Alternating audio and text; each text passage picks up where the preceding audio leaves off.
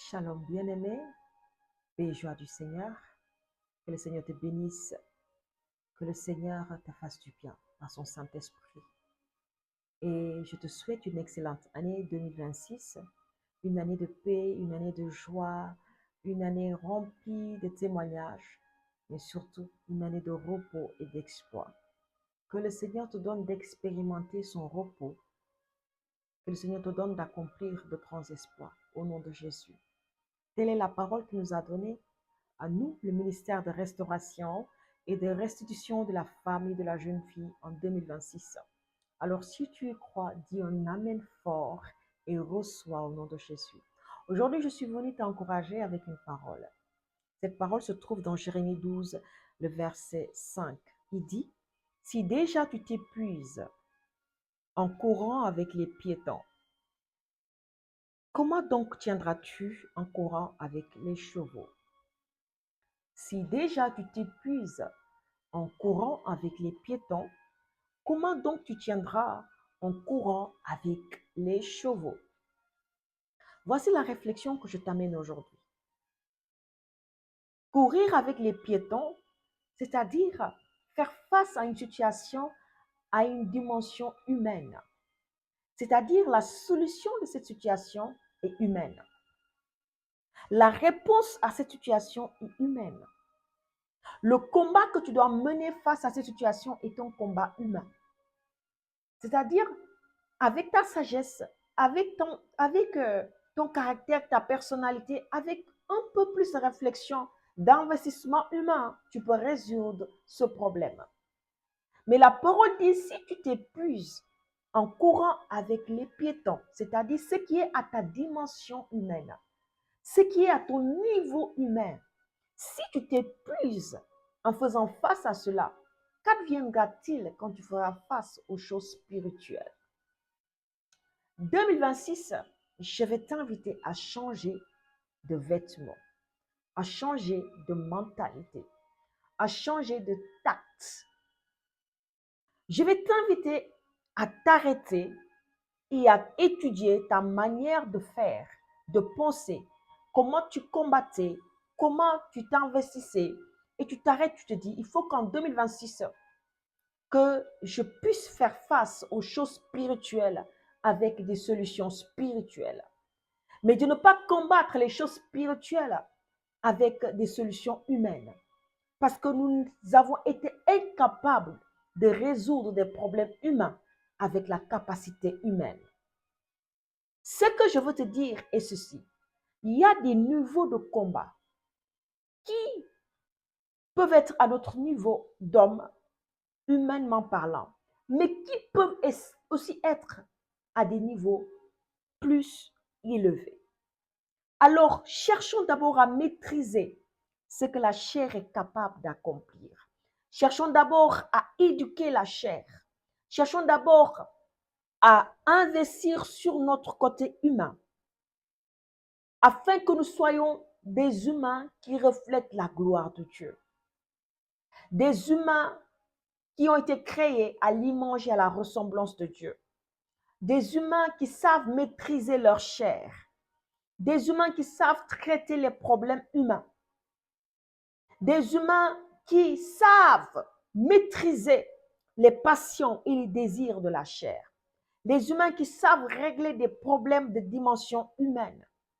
Déjà, si on arrive à éduquer notre chair, à maîtriser les problèmes humains, humainement gérables, nous pourrions maintenant nous tenir face aux courses avec les chevaux, c'est-à-dire des problèmes plus spirituels.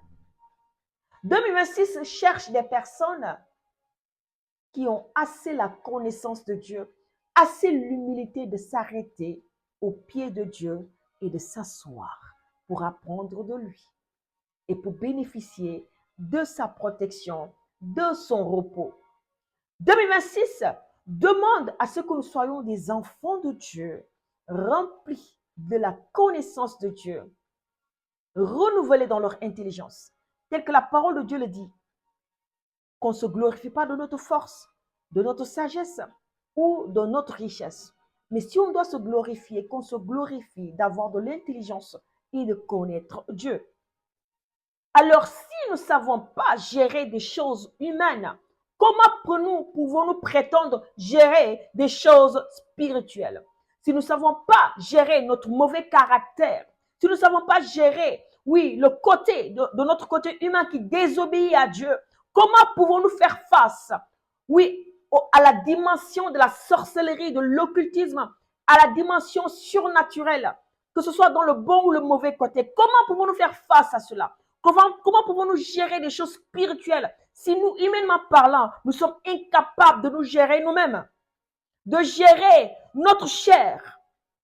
Si nous ne pouvons pas assujettir notre chair, notre caractère, si nous ne pouvons pas gérer nos relations humaines, si nous ne pouvons pas faire un tri, nous séparer de ce qui détruit, nous séparer de ceux qui peuvent nous faire chuter, si nous sommes incapables de gérer des problèmes humains, nous ne devons pas nous prétendre être capables de gérer des problèmes spirituels. Si tu ne sais pas faire la course avec les piétons semblables à toi, ne t'attends pas à faire la course avec les chevaux, parce que les chevaux vont te dépasser de loin, de très très loin. Il va dire ceci encore. S'il te faut un pays tranquille pour ta sécurité, qu'adviendra-t-il de toi lorsque tu feras face à la crue du Jourdain? S'il te faut de la sécurité, s'il te faut te sentir en paix, s'il te faut de la paix, c'est-à-dire s'il te faut que tu sois environné de paix pour te sentir en sécurité, comment fera-t-il quand une vague puissante se lève, quand la tempête viendra?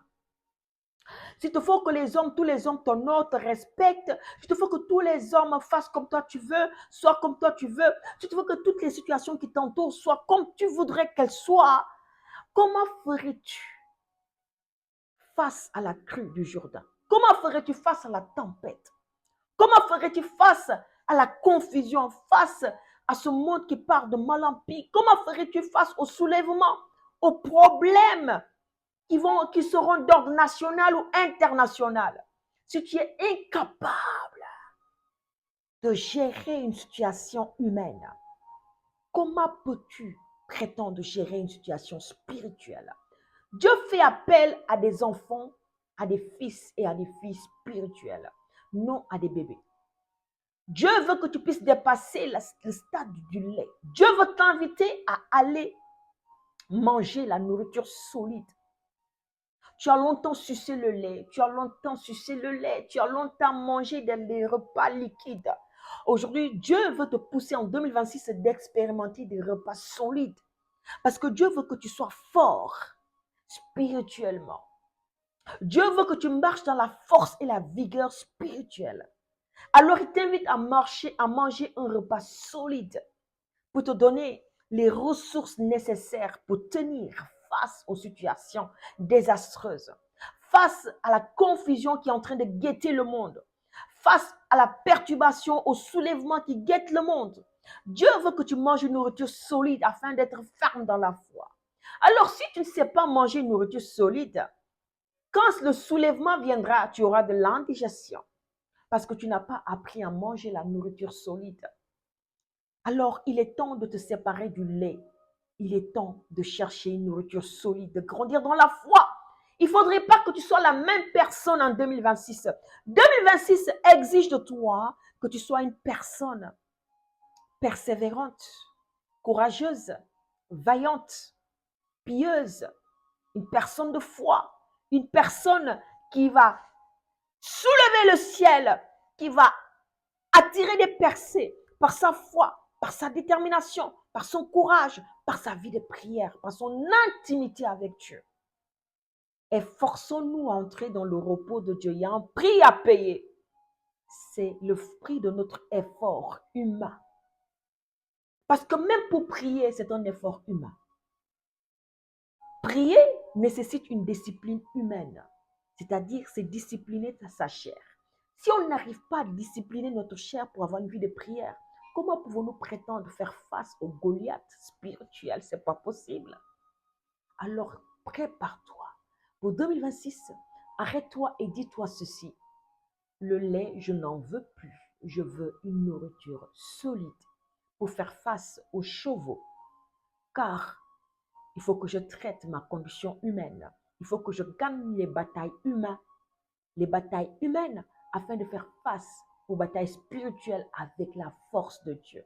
Sinon, je ne pourrai pas tenir. Père éternel, je te confie ton enfant qui a écouté ce message. Je prie pour son cœur, afin que son corps soit gardé dans ta présence. Que le nom de Jésus remplisse son cœur et que le Saint-Esprit le touche, le visite, le remplisse, le revigore au nom de Jésus. Que le Saint-Esprit l'apprenne à digérer la nourriture solide et que le Saint-Esprit arrache ce biberon de lait de ses mains et le pousse à grandir dans ta présence. Parce que Seigneur, ce qui nous attend, Seigneur, exige de nous que nous soyons des enfants affermis, des fils et des filles qui marchent dans le renouvellement de l'intelligence et dans la connaissance de Dieu. Éternel, je prie au nom de Jésus que cet esprit qui rend, Seigneur, tes enfants dans un état de bébé spirituel, les lâche au nom de Jésus. Que ton Esprit Saint nous remplisse et fasse de nous une église fortifiée qui peut se tenir face aux Goliaths spirituels qui sont en train de guetter ce monde. Seigneur, nous voulons grandir dans la foi, dans la fermeté de la foi, afin que nous puissions jamais renier le nom de Jésus, que nous puissions tenir ferme face à toute entité maléfique qui se lèvera. Au nom de Jésus-Christ de Nazareth. Amen. Bien-aimé, si tu as écouté cette prière, je vais t'inviter à dire Amen. Et de là où tu as continué à réfléchir sur ce point et de demander au Saint-Esprit de t'aider à grandir dans sa présence afin de manger une nourriture solide pour digérer ce qui va arriver demain. Que le Seigneur te bénisse et te garde. Que le Saint-Esprit te fasse du bien. Que le Seigneur te donne une excellente et une merveilleuse année 2026. Shalom chez toi.